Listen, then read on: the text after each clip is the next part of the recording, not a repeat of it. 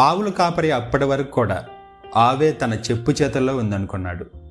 But ఇక్కడ వాస్తవానికి తనే ఆవు చేతిలో ఉన్నాడు. సో సేమ్ ఇలానే పురుషుడు కూడా స్త్రీ గురించి ఇదే భ్రమలో ఉంటాడు. నా పెళ్ళం నా చెప్పు చేతిలో ఉందనుకుంటాడు. అది ఒట్టి వాడి భ్రమ మాత్రమే. మొగుడు ఆఫీసులో ఉన్నా అమెరికాలో ఉన్నా వాడి దృష్టంతా ఇంట్లో ఒంటరిగా ఉన్న పెళ్ళం మీదే. పక్కింటోడితో పులిహోర కలుపుతుందా, లేదా వాట్సాప్లో వేషాలేస్తుందా, లేక నా పెళ్ళాన్ని నేను సెక్సువల్గా సాటిస్ఫై చేస్తున్నానా లేదా అనేదే వాడి బాధంతా.